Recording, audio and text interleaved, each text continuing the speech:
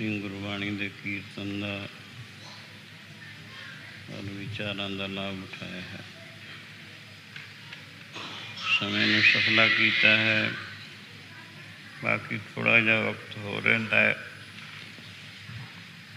घंटा तकरीबन, उसनों भी सफला करो। पर इसके वास्ते ये जरूरी है श्रद्धा, निर्माणता, चित्त की एकाग्रता। सत्संगी पुरुष वास्ते तीन सुनहरी असूल दसे। जोड़ा कम किसी ने करना होवे उस कम करन दे कोई असूल भी होंदे, ढंग भी होंदे, फार्मूले भी होंदे सवालों के हल करने वास्ते। इसी तरह सत्संग करने वास्ते जे कोई जावे उसके वास्ते सत्संग करने के ढंग भी हैं। श्रद्धा गुरु बचनों के और निर्माणता चित्त विच किसी किस्म का मानतान नहीं होना चाहिए और चित्त की एकाग्रता मन का टका हरी जस विच होवे। बच्चों नूं चुप रखना ये माइयां का या बच्चों वालियां का अपना फर्ज हुंदा है। बहुत सारे प्रेमी होणगे जिन्होंने इंडिया विच या पंजाब के शहरों या पिंडां विच दीवान सुने होणगे। लखां लखां का इकट्ठ हुंदा है, किसी का साह भी एक दूजे नूं नहीं सुनता। इतना इंतजाम होंगे जिन्ने तुसीं बैठे इन्ने तो उत्ते इंतजाम करने वाले होंगे। पर अफसोस है इत्थे इन्ना रौला पैंदा है, नियाणे इन्ने चीकां मारदे हैं, थोनू कख नहीं पल्ले पैण दिंदे। हुण एडी दूरों चल के आए हो, नोटां दे तेल फूके हैं, कंमकार छड्डे हैं, जे इन्हां दीयां झंगड़ाइयां पैंदियां रहियां बच्चों दीयां, थोड़े पल्ले की पऊगा? आउण दा फायदा की होया? फिर उहदा दोष किहनूं लगू, पाप किहनूं चढ़ेगा? ये अपने आप ही समझो। इस करके थोड़ा जिहा समा है, इसनूं सफला करने की खेचल करो। पहले दास बोलिया करेगा शब्द विच, फिर सारे भाई बोलो, तीसरे पासे सब बीबियां बोलिया करो।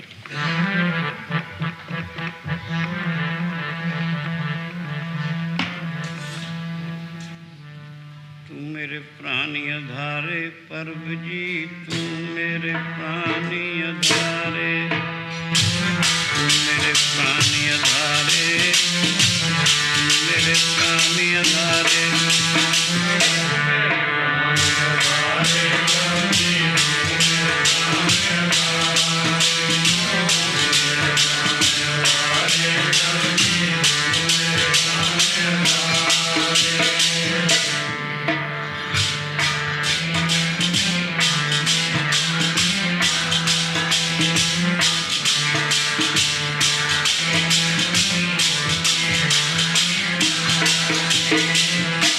मेरे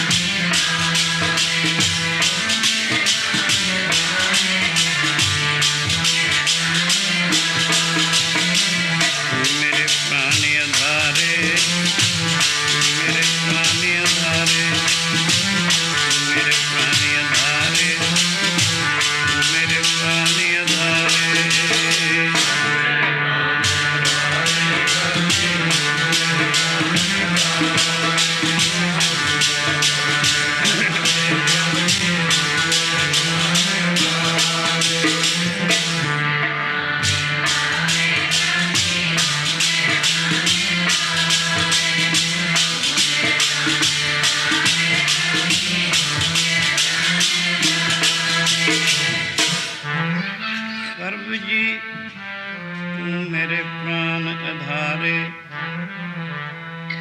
नमस्कार डंडौत बंदना अनक बार जाऊं बारे। उठत बैठत सोत जागत हे मन तुझे चितारे। तू मेरे प्राण आधारे प्रभु जी, तू मेरे प्राण आधारे, मेरे प्राण आधारे, मेरे प्राण आधारे, मेरे प्राण आधारे प्रभु जी, मेरे प्राण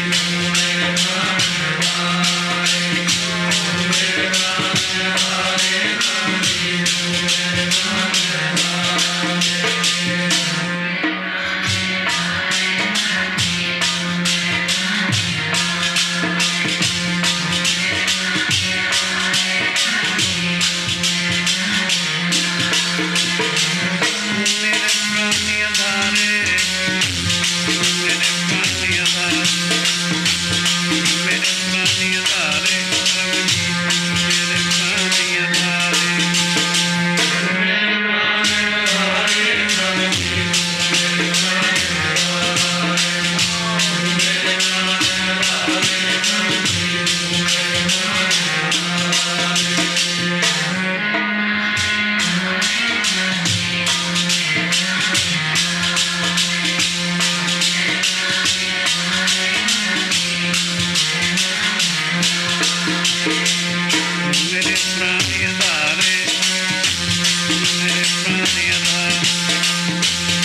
मेरे प्राण आधारे प्रभु जी, मेरे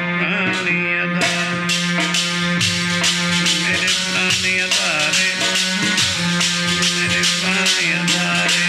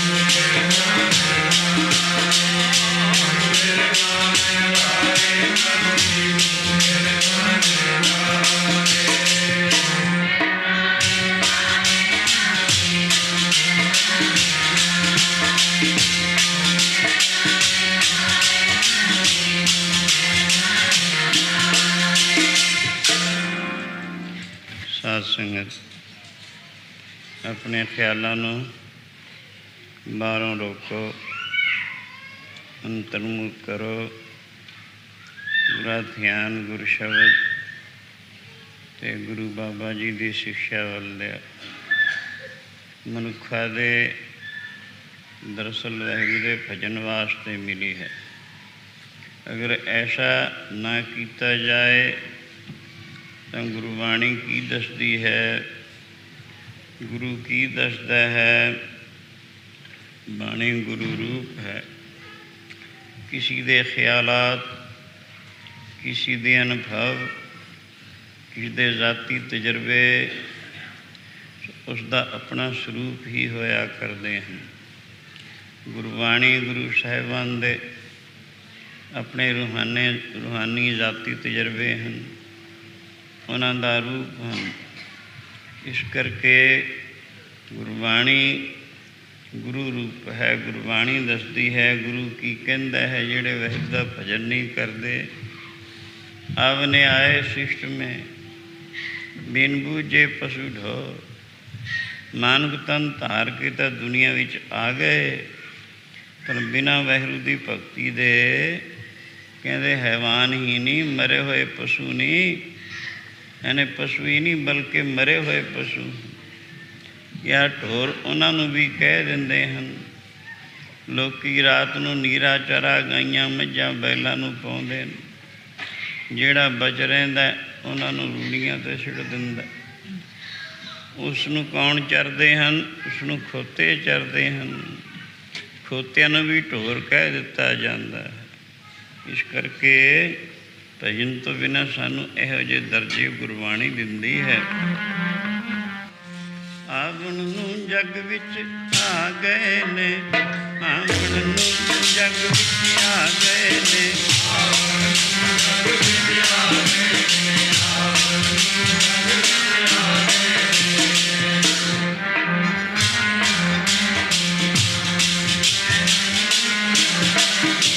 आवण नूं जग विच आ गए, आवण नूं जग विच आ गए ने, आवण नूं जग विच आ गए ने, आवण नूं जग विच आ गए ने।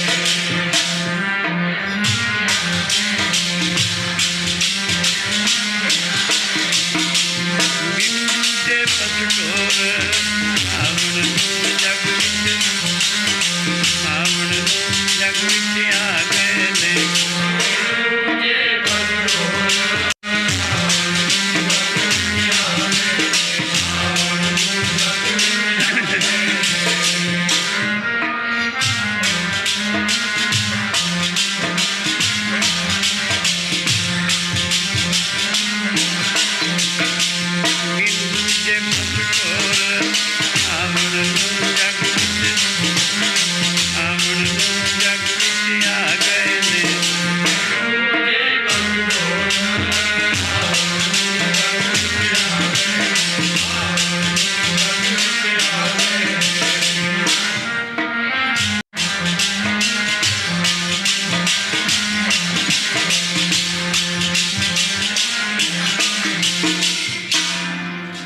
आवने आए शिष्ट में बिन बूझे पशु ठोर, मानुक तन थार के दुनिया विच आ गए, पर बिना वाहिगुरू की बंदगी दे हैवान ही नहीं बल्कि मरे हुए हैवान हैं। साहिब गुरु तेग बहादुर महाराज हिंद धर्म के रक्षक फरमाउंदे हैं, एक भगत भगवान जे प्राणी के नाहे मन, जैसे सूकर समान, नानक मानो ताहे ता। वाहिगुरू की भगती जिस प्राणी के मन विच नहीं, वो की है, किहो जिहा है? गुरु जी कहते जैसे सूकर सवान। सूकर ना सूअर दा है, सवान ना कूकर दा है, कूकर ना कुत्ते नूं कहते इहो जे समझ लो। वो भी गंदमंद खा के अपना पेट भर लेंदे हैं। जे इसकी जिंदगी सिर्फ पेट भरन तक ही महदूद है तो उन्हां तो वध के कोई इसनूं वड्डा दर्जा नहीं मिल सकता। इस करके यूं गुरु जी कहते हैं, आवण नूं जग विच आ गए ने, आवण नूं जग विच आ गए ने, आवण नूं जग विच आ गए ने, आवण नूं जग विच आ गए ने।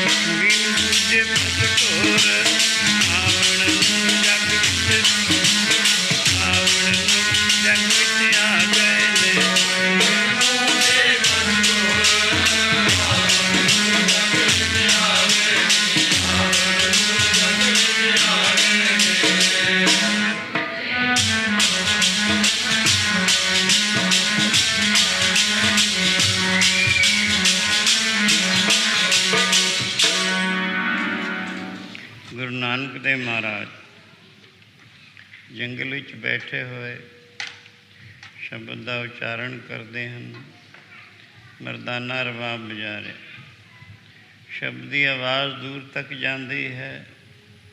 जिथे जिथे तक शब्द की आवाज़ जाती है, जिस वस्तु में टच होंदा है शब्द का, उसनों शुद्धि ते पवित्रता हासिल होंदी है।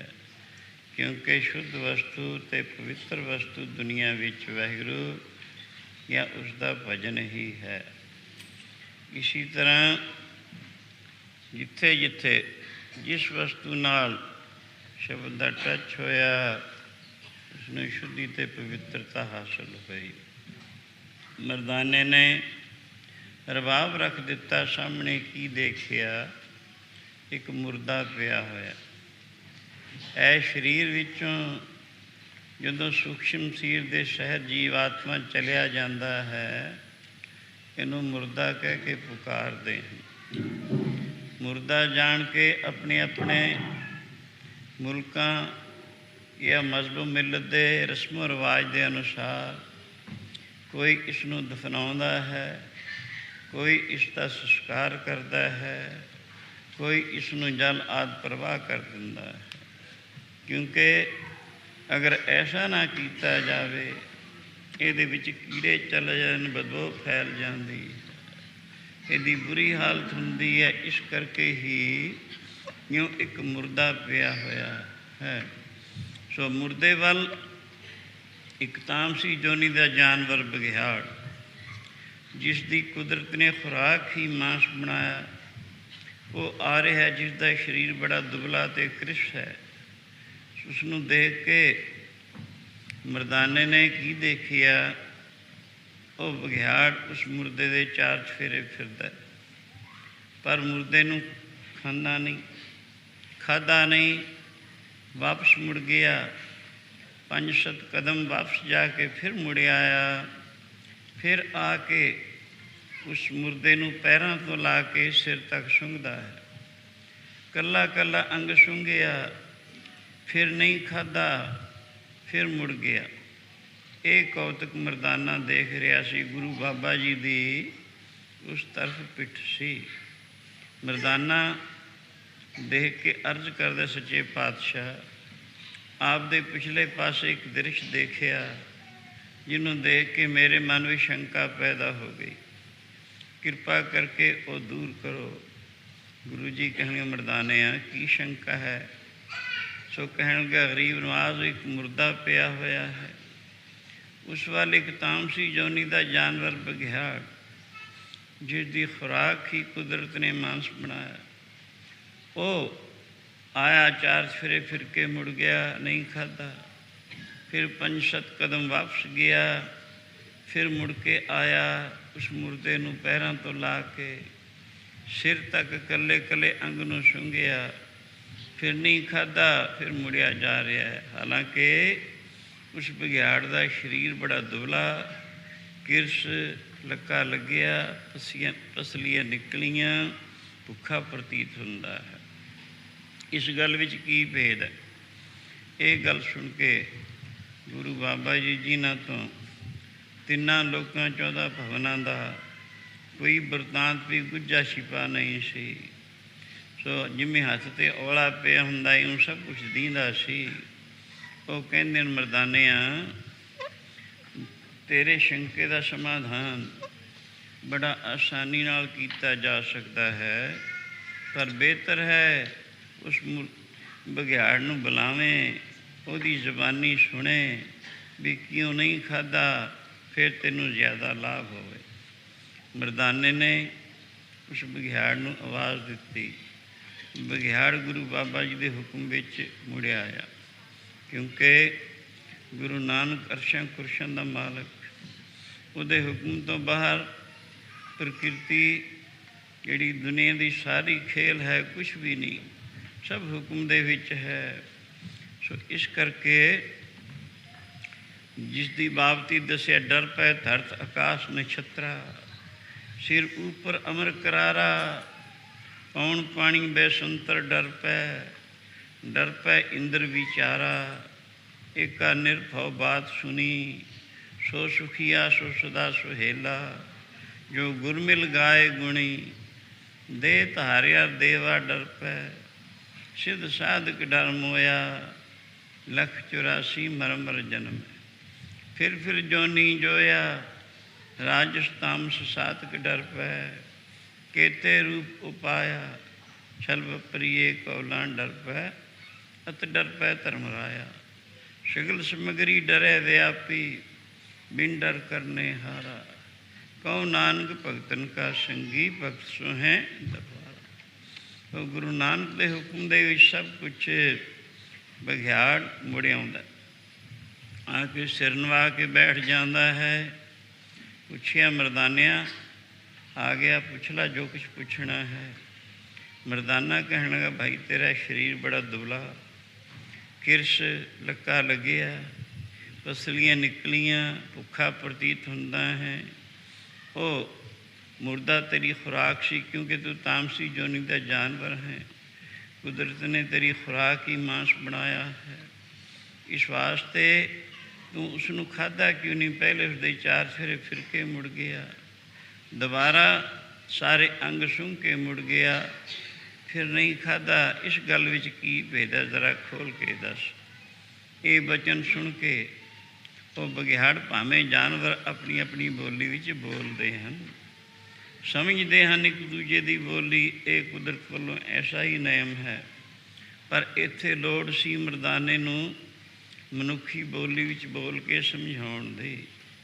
तो इत्थे उस बघियाड़ नू गुरु बाबा जी की कृपा करके मनुखी बोली बोलण विच यूँ ताकत आई, जिमें 8वें गुरु नानक ने पंजोखरे साहब दे विच एक गूंगे नू ज्ञान करन दी ताकत बख्शी सी।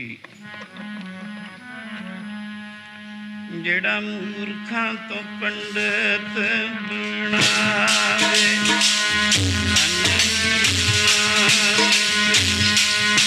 जेड़ा मूर्खां तो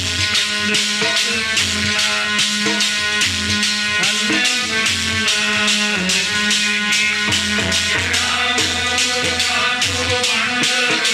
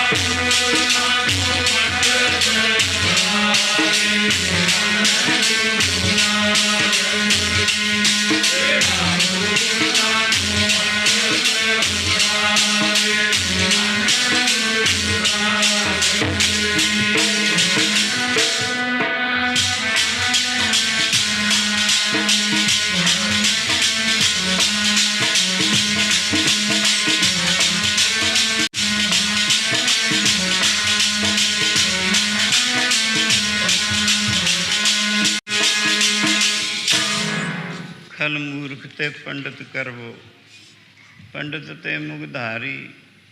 नारी ते जो पुरख करावे, पुरखन ते जो नारी। कौ कबीर साधु को प्रीतम, तिस मूर्त बलिहारी। यूँ 8वां गुरु नानक गुरु हरकृष्ण महाराज जिन्हां दी उम्र 7-8 साल के दरमियान है। आप जी कीरतपुर साहब तो संगत नूं दर्शन दीदार देण वास्ते दिल्ली नूं चले हैं। उन्हां समयां दे विच साडे देश दे विच रस्ते चंगे नहीं सन, रेलां अजे नहीं सन आईयां, सड़कां कोई नहीं सन, मोटरां कोई नहीं सन। ਸਵਾਰੀਆਂ ਹੁੰਦੀਆਂ ਘੋੜੇ, ਹਾਥੀ, ਊਠ, ਬੈਲ, ਰਥ, ਪਾਲਕੀਆਂ, ਇਹੀਆਂ ਸਵਾਰੀਆਂ ਹੁੰਦੀਆਂ। ਆਪ ਜੀ ਬਹੁਤ ਸਾਰੀ ਸੰਗਤ ਦੇ ਸਮੇਤ ਆਹਿਸਤਾ ਆਹਿਸਤਾ ਕੀਰਤਪੁਰ ਸਾਹਿਬ ਤੋਂ ਦਿੱਲੀ ਵੱਲ ਨੂੰ ਚਾਲੇ ਪਾ ਦਿੰਦੇ ਹਨ। ਕੁਛ ਮੀਲ ਸਫ਼ਰ ਕਰਕੇ ਫਿਰ ਕਿਆਮ ਕਰ ਦਿੰਦੇ ਹਨ। ਕਿਤੇ ਇੱਕ ਅੱਧਾ ਦਿਨ ਠਹਿਰਦੇ ਹਨ, ਕਿਤੇ ਜ਼ਿਆਦਾ ਵੀ ਰਿਹਾਇਸ਼ ਕਰ ਦਿੰਦੇ ਹਨ।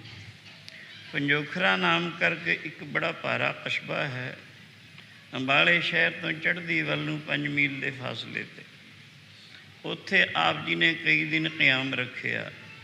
ਉਹ ਕਿਉਂ? ਪੱਛੋਂ ਵੱਲੋਂ ਆਪ ਦੇ ਦਰਸ਼ਨ ਵਾਸਤੇ ਸੰਗਤ ਬਹੁਤ ਆਈ। ਕੀਰਤਪੁਰ ਪਹੁੰਚੀ, ਪਤਾ ਲੱਗਿਆ ਹਜ਼ੂਰ ਦਿੱਲੀ ਨੂੰ ਚਾਲੇ ਪਾ ਗਏ। ਆਪ ਜੀ ਨੇ ਇਹ ਜਾਣ ਕੇ ਵੀ ਦਿੱਲੀ ਜਾ ਕੇ ਸਰੀਰ ਦਾ ਭਾਣਾ ਵਰਤਾ ਜਾਣਾ ਹੈ, ਇਉਂ ਕਰਕੇ ਇਹਨਾਂ ਨੂੰ ਦਰਸ਼ਨ ਨਹੀਂ ਹੋ ਸਕਣੇ। ਬਿਹਤਰ ਹੈ ਇਹ ਇੱਥੇ ਆ ਕੇ ਦਰਸ਼ਨ ਕਰ ਜਾਣ। ਸੁਨੇਹਾ ਭੇਜ ਦਿੱਤਾ। ਉੱਥੇ ਕਈ ਦਿਨ ਕਿਆਮ ਰੱਖਿਆ। 2 ਵੇਲੇ ਸਤਸੰਗ ਹੁੰਦਾ ਹੈ। ਅੰਮ੍ਰਿਤ ਵੇਲੇ ਸ੍ਰੀ ਆਸਾ ਜੀ ਦੀ ਵਾਰ ਦਾ ਕੀਰਤਨ, ਔਰ ਸ਼ਾਮ ਵੇਲੇ ਤੀਸਰੇ ਪਹਿਰ ਵੱਡਾ ਭਾਰਾ ਗੁਰੂ ਦਾ ਦਰਬਾਰ ਸਜਦਾ ਹੈ। ਅੱਜ ਤੀਸਰਾ ਪਹਿਰ ਹੈ। ਬੜੇ ਕੀਮਤੀ ਸ਼ਾਮਿਆਨੇ ਤਣੇ ਹਨ, ਕੀਮਤੀ ਫਰਸ਼ ਵਿਛੇ ਹਨ, 4 ਚੁਫੇਰੇ ਕਨਾਤਾਂ ਲੱਗੀਆਂ ਹਨ।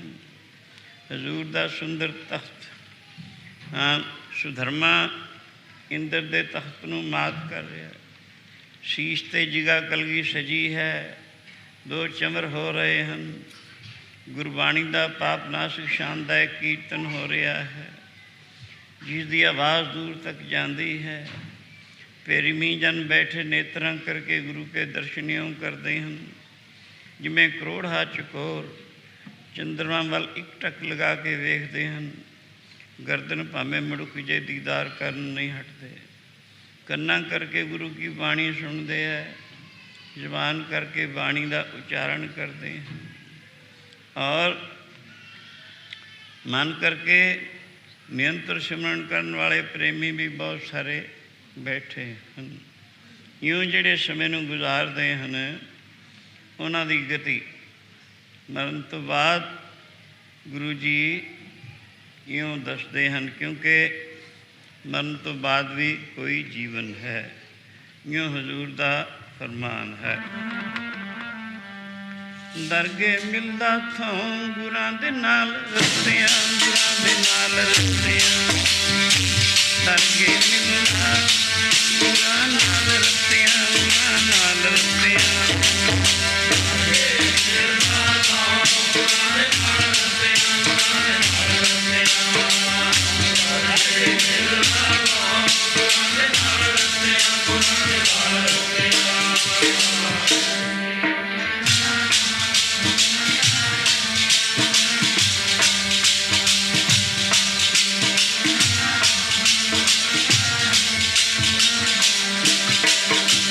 ਦਰਗੇ ਮਿਲਦਾ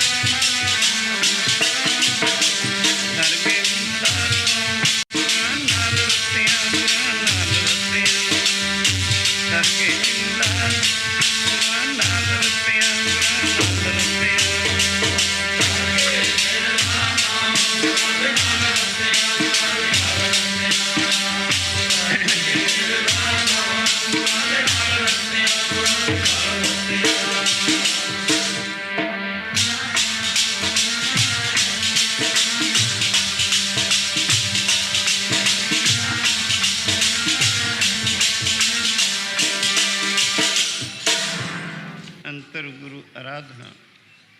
ਜੇ ਭਾ ਜਪ ਗੁਰ ਨਾਮ, ਨੇਤਰੀ ਸਤਿਗੁਰ ਪੇਖਣਾ।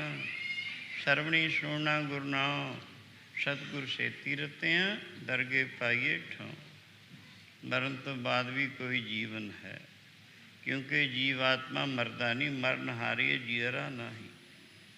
ਦੇਹ ਮਰਦੀ ਹੈ, ਦੇਹ ਦੇ ਵਿੱਚੋਂ ਯਾਨੀ ਅਸਥੂਲ ਦੇ ਵਿੱਚੋਂ ਜਦੋਂ ਸੂਖਸ਼ਮ ਸਰੀਰ ਦੇ ਸਹਿਤ ਜੀਵ ਆਤਮਾ ਚਲਾ ਜਾਂਦਾ ਹੈ, ਇਸ ਨੂੰ ਮਰ ਗਿਆ ਕਹਿੰਦੇ ਹਨ। ਲੇਕਿਨ ਜੀਵ ਆਤਮਾ ਨਹੀਂ ਮਰਦਾ। ਅਗਰ ਉਹ ਮਰ ਜਾਏ, ਅੱਗੇ ਦੇਹ ਹੋਰ ਕੌਣ ਧਾਰਨ ਕਰੇ? ਕੀਤੇ ਕਰਮਾਂ ਦਾ ਫਲ ਕੌਣ ਪਾਵੇ ਫਿਰ? ਇਸ ਕਰਕੇ ਨਹੀਂ, ਅੱਗੇ ਹੋਰ ਵੀ ਕੋਈ ਜੀਵਨ ਹੈ। ਗੁਰੂ ਜੀ ਤੋਂ ਸਿੱਖਾਂ ਨੇ ਪੁੱਛਿਆ, ਗਰੀਬ ਨਵਾਜ਼ ਆਪ ਕਿਰਪਾ ਕਰਕੇ ਦੱਸੋ, ਮਰਨ ਤੋਂ ਬਾਅਦ ਜੀਵਨ ਨੂੰ ਕਹੀ ਗਤੀ ਮਿਲਦੀ ਹੈ? ਗਤੀ ਕਹਿੰਦੇ ਹਨ ਮਰਨ ਤੋਂ ਬਾਅਦ ਦੀ ਹਾਲਤ ਨੂੰ। ਗੁਰੂ ਜੀ ਕਹਿਣਗੇ ਇੱਕੋ ਜਿਹੀ ਗਤੀ ਸਭ ਦੀ ਨਹੀਂ ਹੁੰਦੀ। 6 ਕਿਸਮ ਦੇ ਲੋਕ ਦੁਨੀਆ ਵਿੱਚ ਹਨ, ਉਹਨਾਂ ਦੀ ਅੱਡ ਅੱਡ 6 ਕਿਸਮ ਦੀ ਗਤੀ ਹੈ। ਪਹਿਲੀ ਪਾਪੀਆਂ ਦੀ ਗਤੀ ਹੈ, ਦੂਜੀ ਪੁੰਨੀਆਂ ਦੀ ਗਤੀ ਹੈ, ਤੀਜੀ ਪ੍ਰਾਣਾਯਾਮੀਆਂ ਦੀ ਗਤੀ ਹੈ ਕਿ ਇਹ ਯੋਗਾ ਅਭਿਆਸੀਆਂ ਦੀ, ਚੌਥੀ ਭਗਤਾਂ ਦੀ ਗਤੀ ਹੈ, ਪੰਜਵੀਂ ਬ੍ਰਹਮ ਗਿਆਨੀਆਂ ਦੀ ਗਤੀ ਹੈ, 6ਵੀਂ ਕਾਰਕਾਂ ਦੀ ਗਤੀ ਹੈ। 6 ਕਿਸਮ ਦੇ ਲੋਕ ਹਨ, ਇਹਨਾਂ ਦੀ ਅੱਡ ਅੱਡ ਕਿਸਮ ਦੀ ਹੀ ਗਤੀ ਹੁੰਦੀ ਹੈ। ਪਾਪੀ ਜਿਹੜੇ ਆਪਣੀ ਸਾਰੀ ਜ਼ਿੰਦਗੀ ਗੁਰੂ ਸ਼ਾਸਤਰ ਦੇ, ਗੁਰਬਾਣੀ ਦੇ ਹੁਕਮ ਤੋਂ ਉਲਟ ਚੱਲ ਕੇ ਗੁਜ਼ਾਰਦੇ ਹਨ, ਬੁਰਾਈਆਂ ਵਿੱਚ ਲਗਾਉਂਦੇ ਹਨ, ਉਹਨਾਂ ਵਾਸਤੇ ਦੱਸਿਆ ਜਿਤਨੇ ਨਰਕ ਸਭ ਮਨਮੁਖ ਭੋਗੇ। ਗੁਰਮੁਖ ਲੇਪ ਨਾ ਮਾਸਾ ਹੈ, ਉਹਨਾਂ ਵਾਸਤੇ ਦੋਜ਼ਖ ਨਰਕ ਦੱਸਿਆ ਹੈ। ਜਿਹੜੇ ਕਈ ਕਹਿੰਦੇ ਦੋਜ਼ਖ ਨਰਕ ਕੋਈ ਨਹੀਂ, ਉਹਨਾਂ ਨੂੰ ਪਤਾ ਹੀ ਨਹੀਂ ਹੈ। ਇਉਂ ਕਰਕੇ ਉਹਨਾਂ ਦੀ ਗਤੀ ਇਹ ਜਿਹੀ ਹੈ, ਮਰਨ ਤੋਂ ਬਾਅਦ ਜਮਰਾਜਾ ਦੇ ਦੂਤ ਧਰਮ ਰਾਜਾ ਦੇ ਪੇਸ਼ ਕਰਦੇ ਹਨ, ਮਾਰਦੇ ਕੁੱਟਦੇ ਲੈ ਜਾਂਦੇ ਹਨ। ਜਿਹੇ ਜਿਹੇ ਪਾਪ ਕੀਤੇ ਉਹੇ ਜਿਹੇ ਫਸਟ ਸੈਕਿੰਡ ਥਰਡ ਕਲਾਸ ਦੇ ਦੁੱਖ ਉਸ ਨੂੰ ਮਿਲਦੇ ਹਨ। ਬੜੀ ਦੇਰ ਤੱਕ ਨਰਕਾਂ ਦੇ ਵਿੱਚ ਦੁੱਖ ਪਾਉਂਦਾ ਹੈ ਤੇ ਉੱਥੇ ਸੱਪ ਠੂਹੇ ਬੜਬੜ ਖਾਂਦੇ ਹਨ, ਗੰਦ ਮੰਦ ਵਿੱਚ ਉਬਲਦਾ ਹੈ, ਤੱਤਿਆਂ ਥੰਮਾਂ ਨਾਲ ਚਮੇੜਿਆ ਜਾਂਦਾ ਹੈ, ਪੁੱਠਾ ਲਟਕਾ ਕੇ ਕੁੱਟਿਆ ਜਾਂਦਾ ਹੈ, ਮੂੰਹ ਦੇ ਵਿੱਚ ਉਬਲਦੀਆਂ ਸ਼ਰਾਬਾਂ ਪਾਈਆਂ ਜਾਂਦੀਆਂ ਹਨ। ਜਿਹੜੇ ਜੀਵ ਘਾਤ ਕਰਦੇ ਉਹਨੂੰ ਜਿਉਂਦਿਆਂ ਨੂੰ ਹੀ ਨੋਚ ਨੋਚ ਕੇ ਜਾਨਵਰ ਖਾਂਦੇ ਹਨ। ਅਨੇਕ ਕਿਸਮ ਦੇ ਦੁੱਖ ਉੱਥੇ ਮਿਲਦੇ ਹਨ। ਇਉਂ ਉਸ ਤੋਂ ਬਾਅਦ ਫਿਰ 84 ਲੱਖ ਜੂਨ ਦਾ ਗੇੜਾ ਦਿੱਤਾ ਜਾਂਦਾ। ਫਿਰ ਮਨੁੱਖਾ ਦੇ ਦੀ ਵਾਰੀ ਆਉਂਦੀ ਹੈ। ਮਨੁੱਖਾ ਦੇਹ ਦੇ ਵਿੱਚ ਵੀ ਇਹੋ ਜਿਹੇ ਥਾਂ, ਇਹੋ ਜਿਹੇ ਘਰ ਵਿੱਚ ਉਹਦਾ ਜਨਮ ਹੁੰਦਾ ਹੈ ਜਿੱਥੇ ਅਤਿਅੰਤ ਦੁੱਖ ਅਤੇ ਕਸ਼ਟ ਹੋਵੇ, ਦਲਿਦਰਾਦ ਹੋਵੇ। ਇਹ ਪਾਪੀਆਂ ਦੀ ਗਤੀ। ਪੁੰਨੀਆਂ ਦੀ ਗਤੀ, ਪੁੰਨ ਆਤਮਾ ਜਿਹੜੇ ਹਨ ਪੁੰਨ ਕਰਮਾਂ ਨੂੰ ਇਕੱਠੇ ਕਰਦੇ ਹਨ, ਸੋ ਉਹਨਾਂ ਨੂੰ ਜਮਦੂਤ ਨਹੀਂ ਲੈਣ ਆਉਂਦੇ, ਉਹਨਾਂ ਨੂੰ ਦੇਵਤਾ ਲੈਣ ਆਉਂਦੇ ਹਨ। ਦੇਵਤਾ ਸਤਿਕਾਰ ਨਾਲ ਲਿਜਾਂਦੇ ਹਨ, ਵਿਮਾਨਾਂ ਵਿੱਚ ਬਿਠਾ ਕੇ ਲਿਜਾਂਦੇ ਹਨ। ਧਰਮ ਰਾਜੇ ਦੇ ਪੇਸ਼ੀ ਉਹਨਾਂ ਦੀ ਵੀ ਹੁੰਦੀ ਹੈ। ਪਾਪ ਪੁੰਨ ਜੋ ਬੀਜਦੇ ਸਭ ਧਰਮ ਰਾਏ ਕੇ ਜਾਏ। ਧਰਮ ਰਾਜਾ ਜੋ ਨਿਆਂ 'ਤੇ ਬਿਠਾਇਆ ਪਰਮਾਤਮਾ ਨੇ, ਪਰਮੇਸ਼ਰ ਦਾ ਮੁਨਸਫ ਹੈ, ਉਹ ਉਹਨਾਂ ਨੂੰ ਕਹਿੰਦਾ ਪਹਿਲਿਆਂ ਨਾਲੋਂ ਤੁਸੀਂ ਬਹੁਤ ਚੰਗੇ ਹੋ, ਪਰ ਜਿਸ ਕੰਮ ਵਾਸਤੇ ਪਰਮੇਸ਼ਰ ਨੇ ਮਨੁੱਖਾਂ ਦੇ ਬਖਸ਼ੀ ਉਹ ਕੰਮ ਤੁਸੀਂ ਨਹੀਂ ਕੀਤਾ। ਉਹ ਕੰਮ ਕੀ ਹੈ? ਭਈ ਪ੍ਰਾਪਤ ਮਾਨੁਖ ਦੇ ਹੁਰੀਆ, ਗੋਬਿੰਦ ਮਿਲਣ ਕੀ ਇਹ ਤੇਰੀ ਵਰੀਆ। ਅਵਰ ਕਾਜ ਤੇਰੇ ਕਿਤੇ ਨਾ ਕਾਮ, ਮਿਲ ਸਾਧ ਸੰਗਤ ਭਜ ਕੇਵਲ ਨਾਮ। ਮਨੁੱਖਾਂ ਦੇ ਦਾ ਅਸਲ ਮੁੱਖ ਪ੍ਰਯੋਜਨ ਇਹ ਹੈ। ਪਰ ਫਿਰ ਵੀ ਤੁਸੀਂ ਬਹੁਤ ਅੱਛੇ ਹੋ, ਤੁਸੀਂ ਪੁੰਨਾਂ ਦਾ ਮਜਮੂਆ ਇਕੱਠਾ ਕੀਤਾ ਹੈ, ਪੁੰਨ ਕਰਮ ਇਕੱਠੇ ਕੀਤੇ ਹਨ, ਸੋ ਉਹਨਾਂ ਨੂੰ ਪੁੰਨ ਲੋਕਾਂ ਵਿੱਚ ਭੇਜਿਆ ਜਾਂਦਾ ਹੈ। ਜਿਨ੍ਹਾਂ ਲੋਕਾਂ ਨੂੰ ਕਈ ਨਾਵਾਂ ਨਾਲ ਪੁਕਾਰਿਆ ਜਾਂਦਾ, ਕੋਈ ਜੰਨਤ ਕਹਿੰਦਾ ਹੈ, ਕੋਈ ਸਰਗ ਕਹਿੰਦਾ ਹੈ, ਕੋਈ ਬਿਸ਼ਤ ਕਹਿੰਦਾ, ਕੋਈ ਕੁਛ ਕੋਈ ਕੁਛ।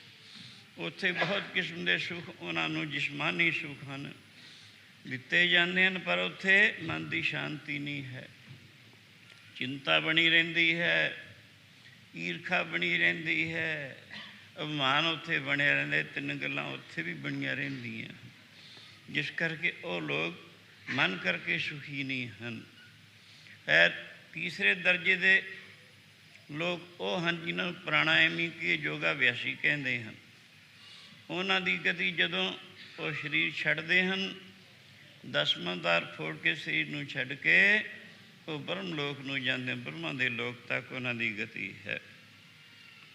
ਚੌਥੇ ਹਨ ਭਗਤ ਪ੍ਰਭੂ ਦੇ, ਜਿਹੜੇ ਸਰਵਣ ਭਗਤੀ ਕਰਦੇ ਹਨ, ਕੀਰਤਨ ਭਗਤੀ ਕਰਦੇ ਹਨ, ਸਿਮਰਨ ਭਗਤੀ ਕਰਦੇ ਹਨ, ਨਮਸਕਾਰ ਭਗਤੀ ਕਰਦੇ ਹਨ, ਅਰਦਾਸ ਭਗਤੀ ਕਰਦੇ ਹਨ, ਅਰਚਨ ਧੂਪ ਦੀਪ ਆਦਿ ਆਪਣੀ ਇਸ਼ਟਦੇਵ ਨੂੰ ਕਰਨੀਆਂ ਕਰਦੇ ਹਨ। ਦਾਸਾ ਭਾਵ, ਸਖਾ ਜਾਂ ਸਖੀ ਭਾਵ, ਆਤਮ ਨਿਵੇਦਨ, ਇਹ 9 ਕਿਸਮ ਦੀ ਭਗਤੀ ਹੈ। ਭਗਤ ਨਵੇਂ ਪ੍ਰਕਾਰਾ ਪੰਡਤ ਵੇਦ ਪੁਕਾਰਾ, ਜਿਹੜੇ ਉਹ ਭਗਤੀ ਕਰਦੇ ਕਰਦੇ ਸਰੀਰ ਦਾ ਪਰਿਤਿਆਗ ਕਰਦੇ ਹਨ, ਉਹ ਸੱਚਖੰਡ ਬੈਕੁੰਠ ਧਾਮ ਨੂੰ ਜਾਂਦੇ ਹਨ। ਉਹਨਾਂ ਦੀ ਗਤੀ ਹੀ ਗੁਰੂ ਜੀ ਨੇ ਇਹ ਦੱਸੀ ਹੈ। ਅੰਤਰ ਗੁਰੂ ਆਰਾਧਨਾ, ਜੇਬਾ ਜਪ ਗੁਰ ਨਾਮ, ਨੇਤਰੀ ਸਤਿਗੁਰ ਪੇਖਣਾ, ਸੜਵੀਂ ਸੁਣਨਾ ਗੁਰ ਨਾਮ, ਸਤਿਗੁਰ ਸੇਤੀ ਰਤਿਆਂ, ਦਰਗੇ ਪਾਈਏ ਠਾਂ। ਦਰਗੇ ਮਿਲਦਾ ਥਾਂ ਗੁਰਾਂ ਦੇ ਨਾਲ ਰਸਤਿਆਂ, ਗੁਰਾਂ ਦੇ ਨਾਲ ਰਸਤਿਆਂ, ਦਰਗੇ ਮਿਲਦਾ ਗੁਰਾਂ ਨਾਲ ਰਸਤਿਆਂ, ਗੁਰਾਂ ਨਾਲ ਰਸਤਿਆਂ।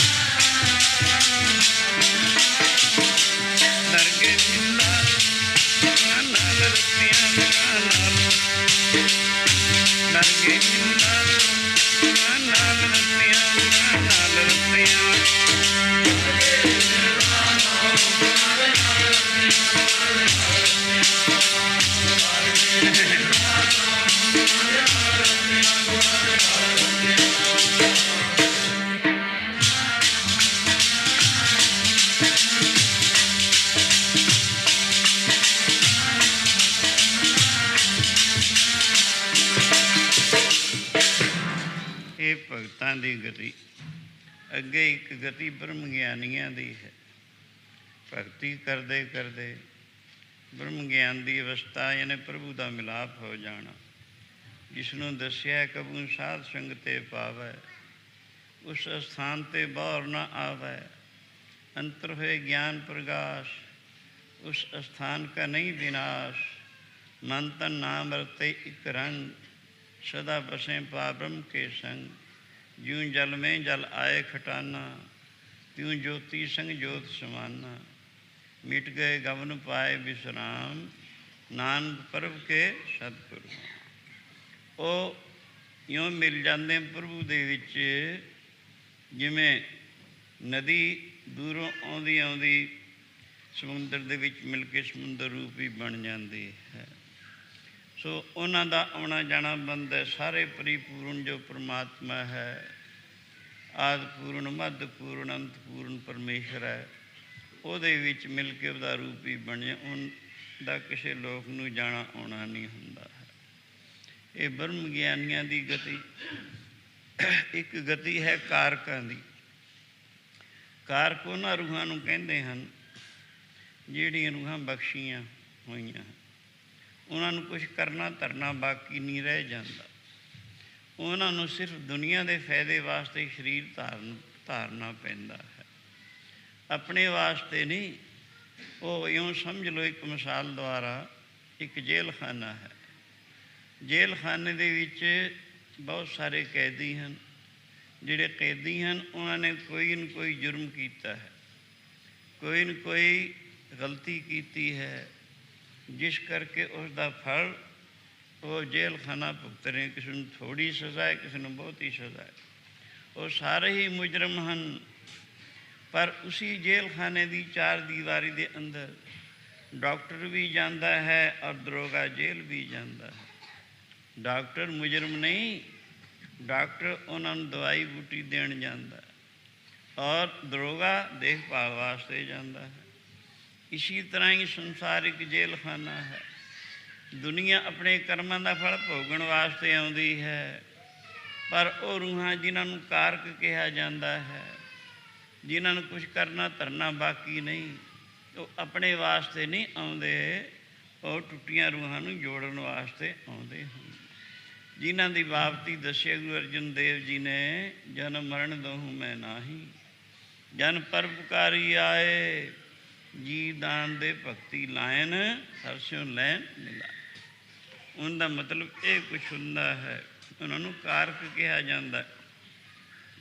ਰੋਜ਼ ਵਿਚਾਰ ਆਓ, ਗੁਰੂ ਹਰਕ੍ਰਿਸ਼ਨ ਮਹਾਰਾਜ ਦੀ ਹਜ਼ੂਰੀ ਵਿੱਚ ਰੂਹਾਨੀ ਦਰਬਾਰ ਸਜਿਆ। ਬੇਅੰਤ ਸੰਗਤ ਬੈਠੀ ਹੋਈ ਜੀਵਨ ਦਾ ਲਾਹ ਖੱਟ ਰਹੀ ਹੈ। ਸੋ ਸਤਸੰਗਤ ਕਰਨ ਵਾਲੇ ਪੁਰਸ਼, ਉਹਨਾਂ ਨੂੰ ਇੱਥੇ ਬੈਕੁੰਠ ਵਰਗਾ ਆਨੰਦ ਦੱਸਿਆ ਹੈ। ਕਹਿਤ ਕਬੀਰ ਅਬ ਕਹੀਏ ਕਾਹੇ, ਸਾਧ ਸੰਗਤ ਬੈਕੁੰਠੇ ਆਏ। ਆਪਣਾ ਖਿਆਲ ਟਿਕਾਓ, ਬਿਰਤੀ ਹਰੀ ਜਸ ਵਿੱਚ ਲਿਵਲੀਨ ਕਰੋ, ਫਿਰ ਅਨੁਭਵ ਕਰੋ। ਦੇਖੋ ਅੰਦਰੀ ਬੈਕੁੰਠ ਵਰਗਾ ਆਨੰਦ ਪ੍ਰਾਪਤ ਹੁੰਦਾ ਹੈ। ਬੈਕੁੰਠ ਵਿੱਚ ਭਜਨ ਆਨੰਦ ਹੋਇਆ ਕਰਦਾ ਹੈ। ਜਿਹੜੇ ਭਗਤ ਹਨ ਪ੍ਰਭੂ ਦੇ ਧਿਆਨ ਵਿੱਚ ਔਰ ਪ੍ਰਭੂ ਦੇ ਜਸ ਵਿੱਚ ਮਗਨ ਹੁੰਦੇ ਹਨ। ਇਸੀ ਤਰ੍ਹਾਂ ਸਤਸੰਗ ਵਿੱਚ ਵੀ ਐਸਾ ਹੀ ਹੁੰਦਾ ਹੈ। ਸੋ ਇਉਂ ਬੈਕੁੰਠ ਵਰਗਾ ਆਨੰਦ ਪ੍ਰੇਮੀ ਮਾਣ ਰਹੇ ਹਨ। ਸੋ ਇੰਤਜ਼ਾਮ ਕਰਨ ਵਾਲੇ ਪ੍ਰੇਮੀ ਵੀ ਦਰਬਾਰ ਦੇ ਵਿੱਚ ਔਰ ਦੂਰ ਦੂਰ ਤੱਕ ਇੰਤਜ਼ਾਮ ਕਰਨ ਵਾਸਤੇ ਫਿਰਦੇ ਨੇ, ਕਿਉਂਕਿ ਜਿਹੜੇ ਕਈ ਨਵੇਂ ਪ੍ਰੇਮੀ ਆਏ ਹੁੰਦੇ, ਉਹਨਾਂ ਨੂੰ ਪਤਾ ਨਹੀਂ ਹੁੰਦਾ ਕਿਵੇਂ ਦਰਬਾਰ ਵਿੱਚ ਆਈਂਦਾ, ਕਿਵੇਂ ਗੁਰੂ ਨੂੰ ਮੱਥਾ ਟੇਕੀਂਦਾ, ਕਿਵੇਂ ਬੈਠਣਾ ਹੈ, ਕਿਵੇਂ ਸ਼ਾਂਤੀ ਦੇ ਨਾਲ ਆਪਣੀ ਬਿਰਤੀ ਜੋੜਨੀ ਹੈ। ਉਹਨਾਂ ਨੂੰ ਉਹ ਇਸ਼ਾਰਤਨ ਸਮਝਾਉਂਦੇ ਹਨ। ਫਿਰ ਕਈ ਦੂਰ ਦੂਰ ਤੱਕ ਫਿਰਦੇ ਹਨ। ਰੌਲਾ ਗੌਲਾ ਚੁੱਪ ਕਰਾਉਣ ਵਾਸਤੇ ਦੂਰ ਦੂਰ ਤੱਕ ਸਿੱਖ ਫਿਰ ਰਹੇ ਹਨ। ਦੂਰ ਜਿਹੜੇ ਪ੍ਰੇਮੀ ਫਿਰ ਰਹੇ ਹਨ, ਕੀ ਦੇਖਿਆ, ਇੱਕ ਕੋਈ ਵਿਦਵਾਨ ਵਿਦਿਆ ਭਾਨੀ ਪੰਡਤ ਆ ਰਿਹਾ ਹੈ, ਜਿਸ ਨੇ 4 ਵੇਦ, 6 ਸ਼ਾਸਤਰ, 18 ਪ੍ਰਾਣ, 27 ਸਿਮਰਤੀਆਂ, ਇਹਨਾਂ ਸਾਰਿਆਂ ਦਾ ਹੀ ਅਧਿਐਨ ਕੀਤਾ ਸੀ। ਵਿਦਿਆ ਪੜ੍ਹ ਕੇ ਬਜਾਏ ਵਿਦਿਆ ਦੇ ਅਮਲ ਕਰਨ 'ਤੇ ਉਸਨੂੰ ਲੋਕਾਂ ਦੇ ਨਾਲ ਚਰਚਾ ਕਰਨ ਦਾ ਸੁਭਾਅ ਪੈ ਗਿਆ ਸੀ। ਵਿਦਵਾਨ ਵੀ ਸਾਧ ਸੰਗਤ ਕਈ ਕਿਸਮ ਦੇ ਹੁੰਦੇ ਹਨ। ਜਿਵੇਂ ਮਣੀ ਵਾਲੇ ਸੱਪ ਵੀ ਕਈ ਕਿਸਮ ਦੇ ਹੁੰਦੇ ਹਨ।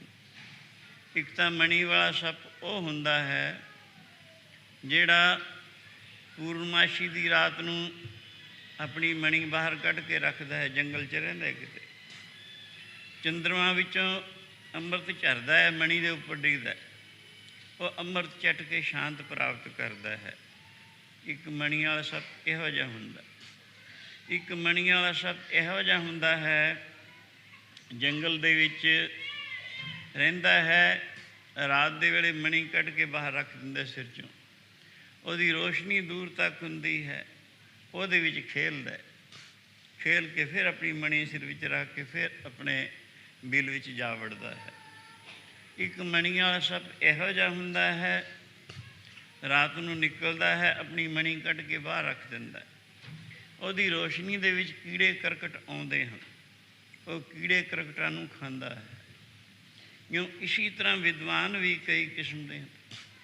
ਇੱਕ ਤਾਂ ਵਿਦਵਾਨ ਉਹ ਹਨ ਜਿਹੜੇ ਵਿੱਦਿਆ ਪੜ੍ਹ ਕੇ ਸ਼ਾਂਤ ਪ੍ਰਾਪਤ ਕਰਦੇ ਹਨ, ਮੁਕਤ ਪ੍ਰਾਪਤ ਕਰਦੇ ਹਨ, ਵਿੱਦਿਆ 'ਤੇ ਅਮਲ ਕਰਕੇ ਆਪਣਾ ਜਨਮ ਸਫਲਾ ਕਰਦੇ ਹਨ।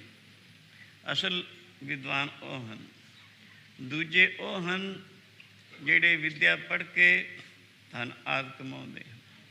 ਤੀਜੇ ਇਹੋ ਜਿਹੇ ਵਿਦਵਾਨ ਹਨ ਜਿਹੜੇ ਵਿੱਦਿਆ ਪੜ੍ਹ ਕੇ ਲੋਕਾਂ ਨਾਲ ਚਰਚਾ ਆਦਿ ਕਰਨ ਦਾ ਸੁਭਾਅ ਪੈਦਾ ਕਰਕੇ ਦੂਜੇ ਨੂੰ ਹਰਾਉਣ ਦੀ ਕੋਸ਼ਿਸ਼ ਕਰਦੇ ਹਨ। ਸੋ ਇਹ ਵਿਦਵਾਨ ਇਹੋ ਜਿਹਾ ਸੀ, ਜਿੱਥੇ ਸੁਣਨਾ ਕੋਈ ਵਿਦਵਾਨ ਉੱਥੇ ਪਹੁੰਚਣਾ, ਪਹੁੰਚ ਕੇ ਉਸ ਨੂੰ ਚੈਲੰਜ ਕਰਨਾ ਵੀ ਮੇਰੇ ਨਾਲ ਚਰਚਾ ਕਰ, ਜੇ ਮੈਂ ਜਿੱਤ ਗਿਆ ਤੇਰੇ ਗ੍ਰੰਥ ਖੋਲੂੰ, ਤੂੰ ਜਿੱਤ ਗਿਆ ਮੇਰੇ ਖੋਲਵੀਂ। ਇਉਂ ਵਿਦਵਾਨ ਚੰਗਾ ਸੀ, ਗ੍ਰੰਥਾਂ ਦਾ ਉਠ ਲੱਦੀ ਫਿਰਦਾ ਸੀ, ਜਿੱਤ ਜਿੱਤ ਕੇ ਹੋਰਨਾਂ ਨੂੰ। ਉਹ ਆ ਨਿਕਲਿਆ।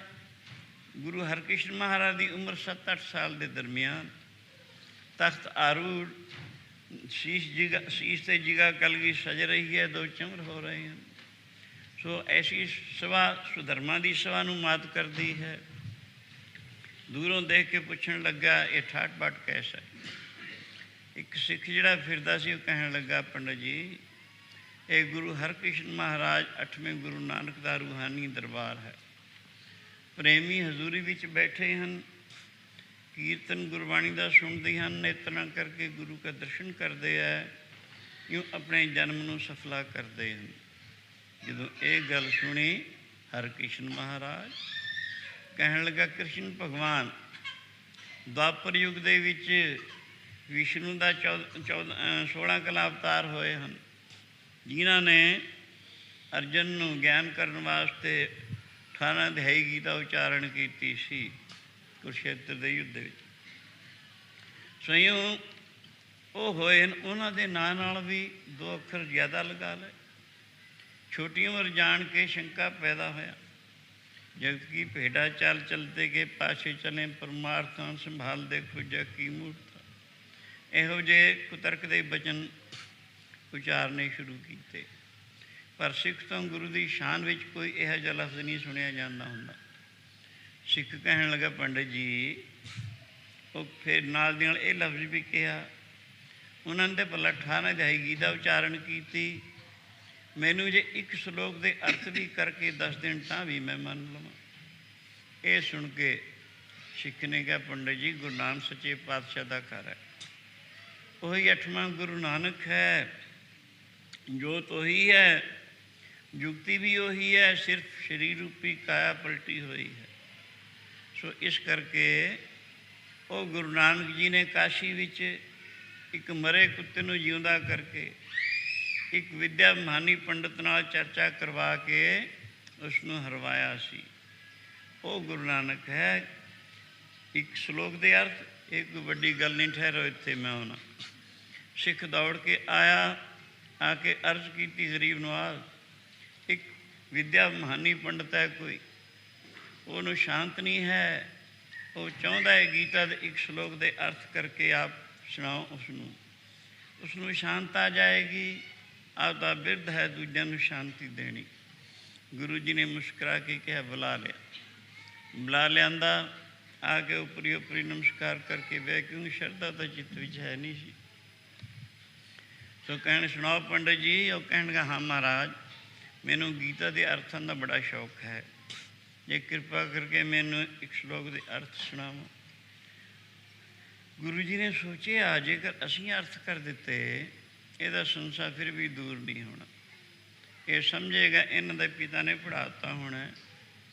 ਹਾਂ, ਕਹਿਣ ਲੱਗੇ, ਪੰਡਿਤ ਜੀ ਦੇਖੋ ਕਿਤਨਾ ਵੱਡਾ ਕਸਬਾ ਹੈ ਪੰਜੋਖਰਾ, ਜੀ ਤੋਂ ਕਹੋ ਉਸ ਤੋਂ ਗੁਰੂ ਨਾਨਕ ਦੀ ਕਿਰਪਾ ਕਰਕੇ ਅਰਥ ਕਰਵਾਏ ਜਾ ਸਕਦੇ ਹਨ।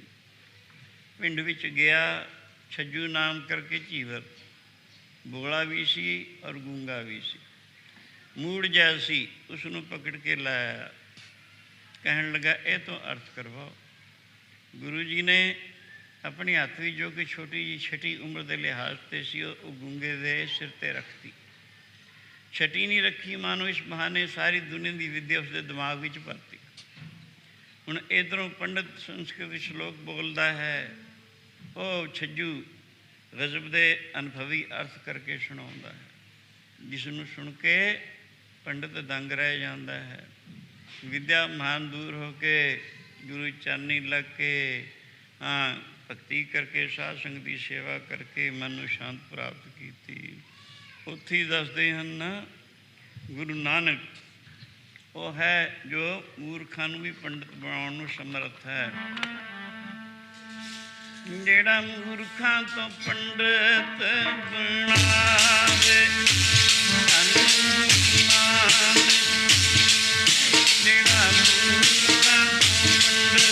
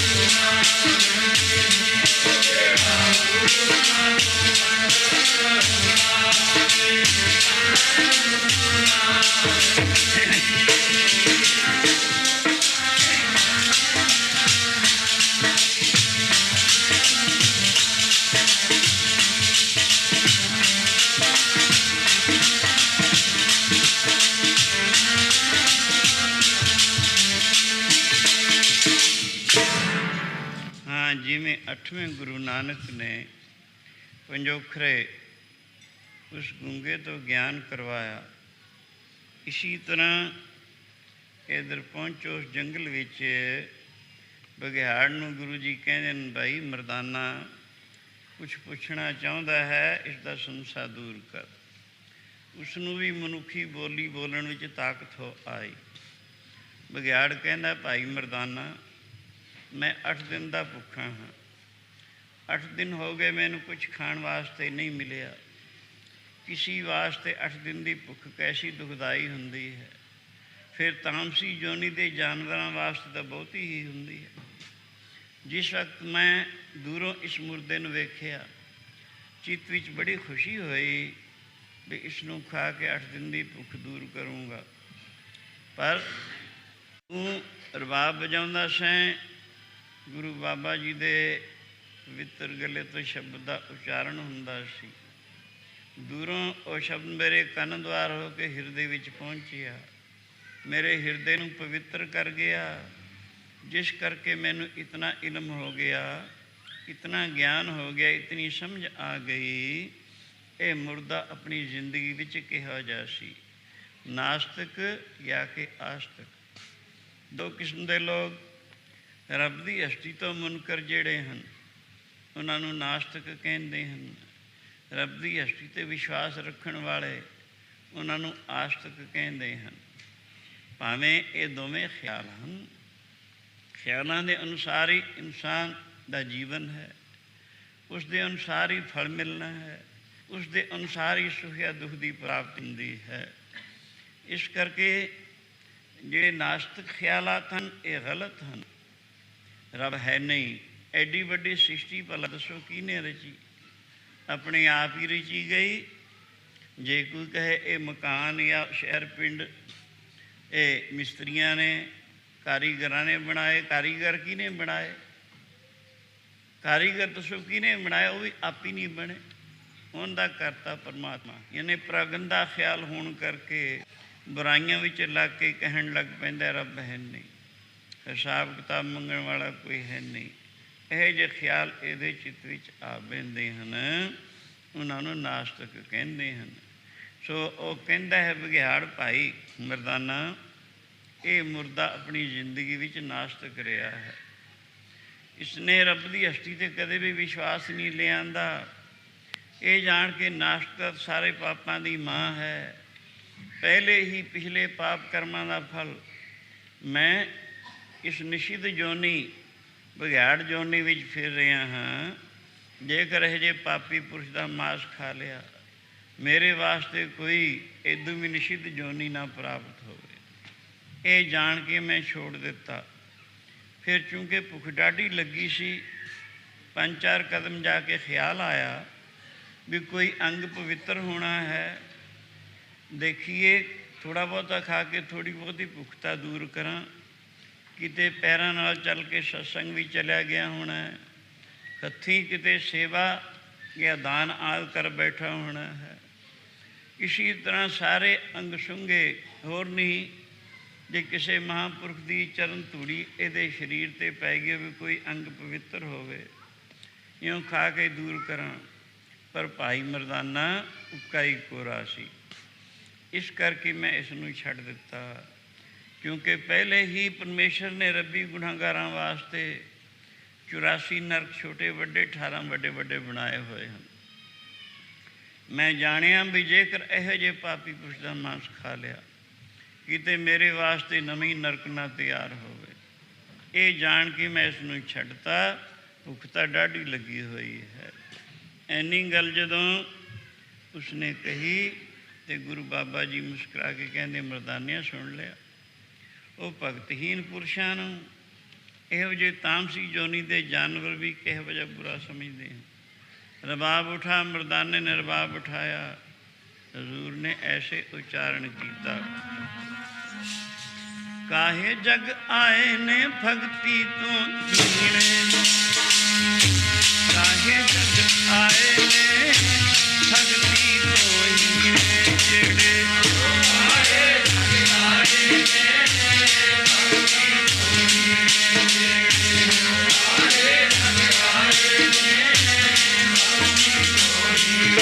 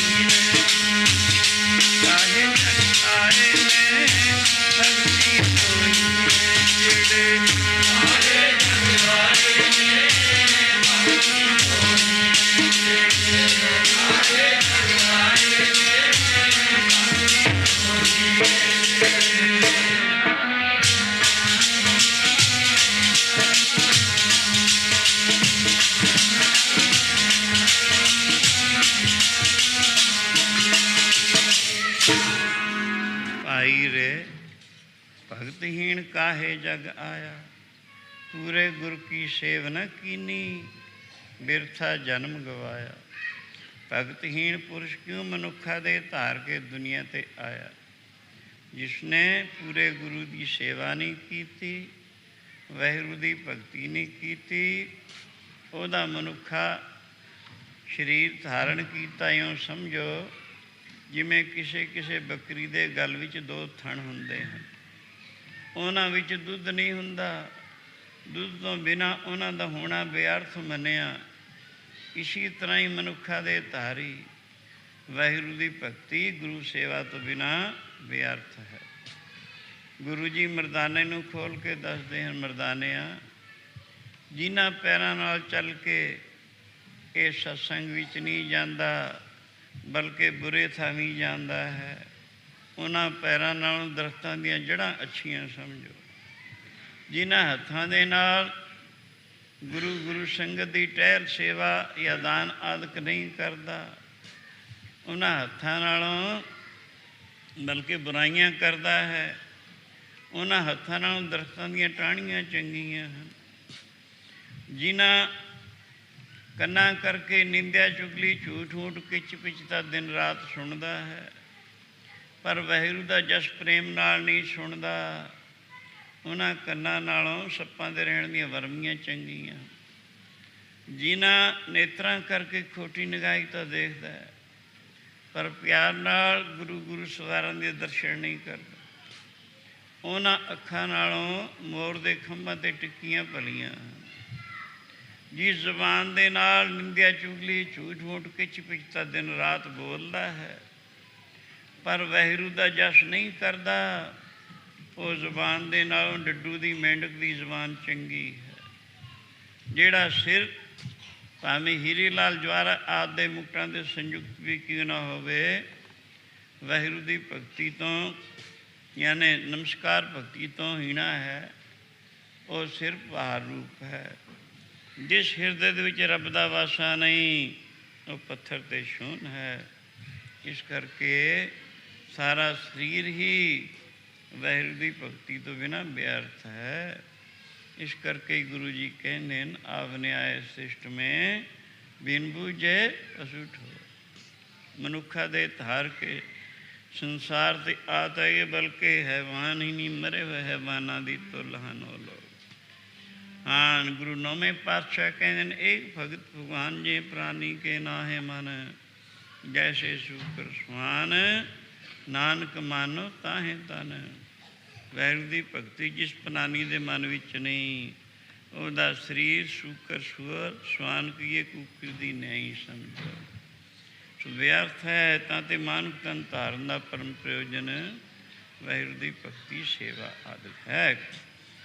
ਇਸ ਕਰਕੇ ਇਸ ਮਾਨਵ ਤਨ ਨੂੰ ਸੇਵਾ ਭਗਤੀ ਕਰਕੇ ਸਫਲਾ ਕਰੋ, ਜਿਸ ਦੀ ਸੂਝ ਬੂਝ ਸਤਸੰਗ ਤੋਂ ਹੀ ਪਿਆ ਕਰਦੀ, ਐਵੇਂ ਪੈਂਦੀ ਨਹੀਂ ਹੈ। ਹੁਣ ਸਾਰੇ ਪ੍ਰੇਮੀ ਪਹਿਲੇ ਆਨੰਦ ਸਾਹਿਬ ਦੇ ਵਿੱਚ ਬੋਲੋ, ਉਸ ਤੋਂ ਬਾਅਦ ਗੁਰੂ ਸਤੋਤਰ ਵਿੱਚ ਬੋਲ ਕੇ ਫਿਰ ਅਰਦਾਸ ਹੋਵੇਗੀ। ਹੁਕਮਨਾਮਾ ਸੁਣ ਕੇ ਪ੍ਰਸ਼ਾਦ ਲੈ ਕੇ ਚਾਲੇ ਪਾਉਣੇ। ਕੱਲ੍ਹ ਦਾ ਦੀਵਾਨ ਬਾਕੀ ਹੈ। ਰਾਮਕਲੀ ਮਹਲਾ ਤੀਜਾ। ਆਨੰਦ ਏਕ ਓਂਕਾਰ ਸਤਿਗੁਰ ਪ੍ਰਸਾਦ, ਆਨੰਦ ਪਿਆ ਸੁਣ ਮੇਰੀ ਮਾਏ, ਸਤਿਗੁਰੂ ਮੈਂ ਪਾਇਆ।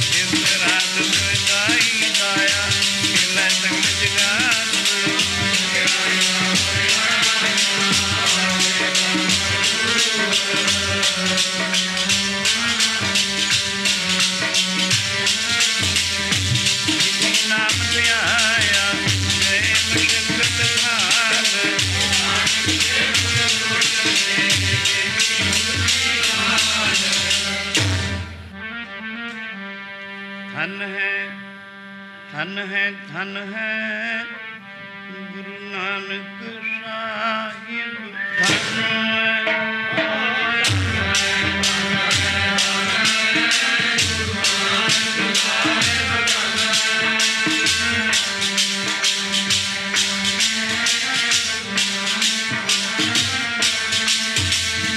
धन है। धन है गुरु अंगद साहिब जी धन है।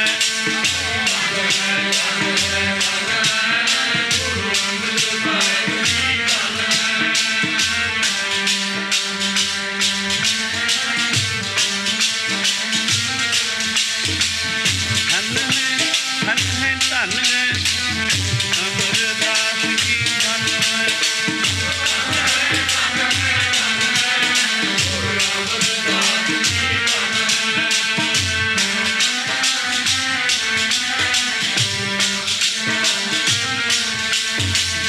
धन है रामदास जी धन है।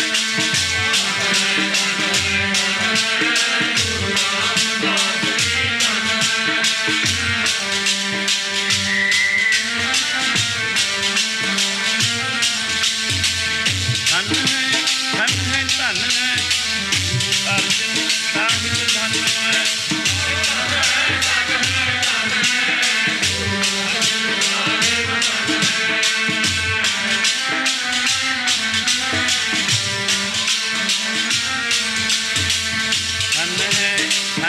धन है हरगोबिंद साहिब धन है।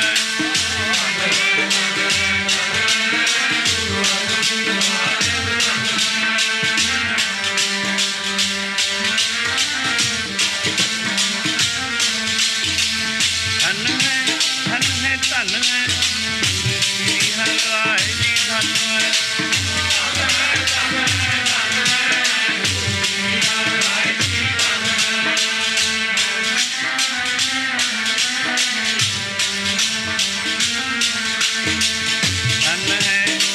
धन है श्री हरकृष्ण जी धन है।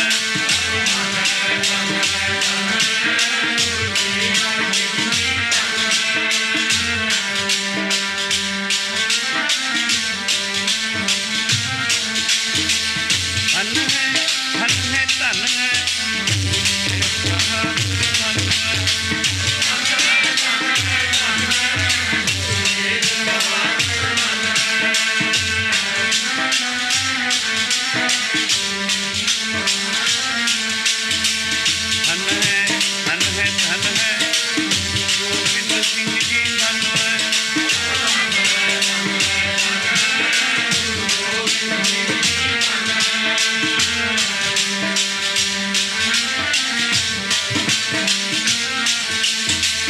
धन है साहिब जी धन है।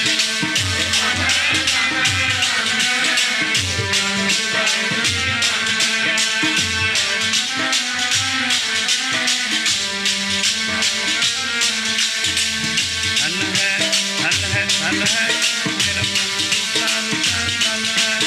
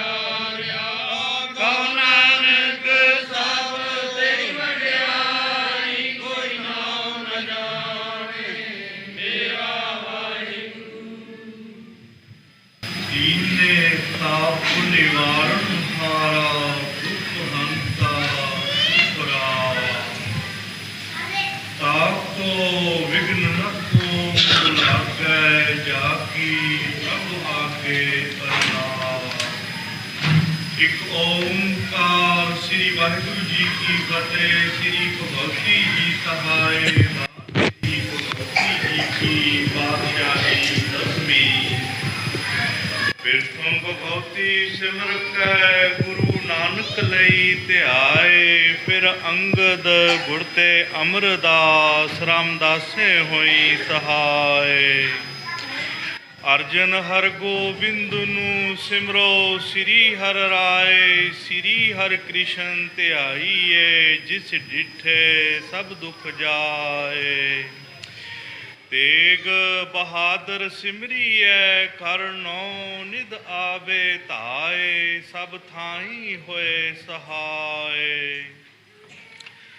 दसवें पातशाह श्री गुरु गोबिंद सिंह साहब जी सब थाई होए सहाय। श्लोक महला दूजा। आपे जाने करे आप आपे आने रास। तिसे अग्गै नानका खलै कीचै अरदास। सत श्री अकाल पुरख जी का ध्यान धर के खालसा साहिब बोलो जीवा। दसां पातशाहियां दी जो श्री गुरु ग्रंथ साहिब जी दे पाठ दर्शन दीदार दा ध्यान धर के खालसा साहिब बोलो जीवा।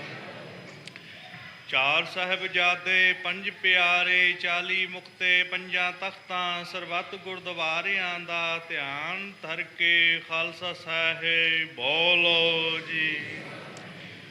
जिन्ना गुरमुखां नाम जपिया वंड छकिया धर्म है सीस दिते चरखियां ते चढ़े बंद बंद कुटवाए सिदक नहीं हारिया। तिन्ना सचियारियां प्यारियां सिदकवान सिखां दी कमाई दा ध्यान धर के खालसा साहिब बोलो जी। सिखां दा मन नीवा मत ऊची मत पत का राखा आप काल पुरख वाहिगुरु सिखां नू सिखी दान। भरोसा दान दाना सिरदान नाम दान श्री अमृतसर साहब जी के दर्शन इशनान। चौंकियाँ झंडे बुंगे जुगो जुग अटल धर्म का जयकार। सच्चे पातशाह सिखी सिद केसा सवासा संग निभावना। हे ਕਰਣਾ ਨਿਧਾਨ ਸਤਿਗੁਰੂ ਜੀਓ, ਆਪ ਜੀ ਦੇ ਹਜ਼ੂਰ ਦੀਵਾਨ ਸਜਾਏ ਹਨ, ਕੀਰਤਨ ਬਖਿਆਨ ਹੋਏ ਹਨ। ਅੱਖਰ ਵਾਧਾ ਘਾਟਾ ਭੁੱਲ ਚੁੱਕ ਮਾਫ ਕਰਨਾ, ਅੱਗੇ ਵਾਸਤੇ ਸੁਧ ਸਪਸ਼ਟ ਕੀਰਤਨ ਬਖਿਆਨ ਕਰਨ ਦਾ ਵੱਲ ਬਖਸ਼ੋ।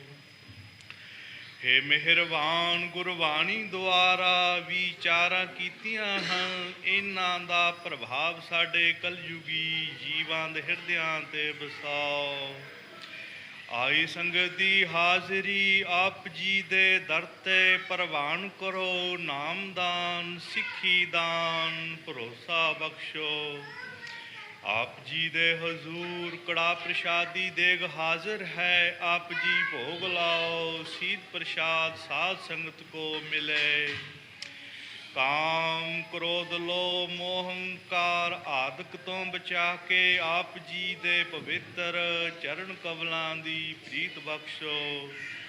ਸਹੀ ਪਿਆਰੇ ਮੇਲੋ, ਜਿਨ੍ਹਾਂ ਮਿਲਿਆ ਆਪ ਜੀ ਦਾ ਨਾਮ ਅਠੇ ਪਹਿਰ ਚਿਤ ਆਵੇ। ਕਲਾ ਵਾਹਿਗੁਰੂ ਜੀ ਕੀ ਵਰਤੇ, ਧੰਨ ਗੁਰੂ ਨਾਨਕ ਨਾਮ, ਚੜ੍ਹਦੀ ਕਲਾ ਤੇਰੇ ਭਾਣੇ ਸਰਬੱਤ ਕਾ। ਵਾਹਿਗੁਰੂ ਜੀ ਕਾ ਖਾਲਸਾ, ਵਾਹਿਗੁਰੂ ਜੀ ਕੀ ਬੋਲੇ ਸੋ ਨਿਹਾਲ।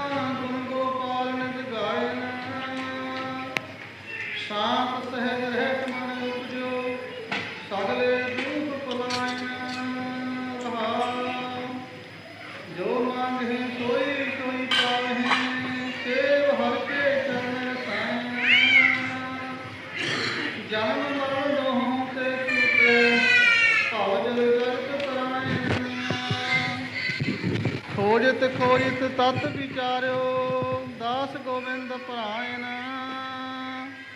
ਅਬਨਾਸੀ ਖੇਮ ਚਾਹੇ ਜੇ ਨਾਨਕ, ਸਦਾ ਸਿਮਰ ਨਾਰਾਇਣ।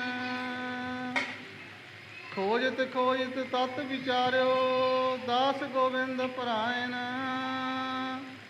ਅਬਨਾਸੀ ਖੇਮ ਚਾਹੇ ਜੇ ਨਾਨਕ, ਸਦਾ ਸਿਮਰ ਨਾਰਾਇਣ। ਵਾਹਿਗੁਰੂ ਜੀ ਕਾ ਖਾਲਸਾ, ਵਾਹਿਗੁਰੂ ਜੀ। ਸਾਧ ਸੰਗਤ ਜੀ, ਆਪ ਜੀ ਹਜ਼ੂਰ ਦੀ ਪਾਵਨ ਰਸਾਂ ਤੋਂ ਸੁਣ ਹੀ ਚੁੱਕੇ ਹੋ ਕਿ ਇਸ ਟਾਉਣ ਦਾ ਆਖਰੀ ਦੀਵਾਨ ਕੱਲ੍ਹ ਸ਼ਾਮ ਨੂੰ ਇਸੇ ਹੀ ਟਾਈਮ ਇਸੇ ਹੀ ਥਾਂ ਲੱਗੇਗਾ। 8 ਦੀਵਾਨ ਪ੍ਰਬੰਧਕਾਂ ਨੇ ਬੇਨਤੀ ਕਰਕੇ ਮਹਾਂਪੁਰਸ਼ਾਂ ਦੇ ਕੀਮਤੀ ਸਮੇਂ 'ਚੋਂ ਲਏ ਸੀ। 7 ਦੀਵਾਨ ਸਮਾਪਤ ਹੋ ਚੁੱਕੇ ਨੇ।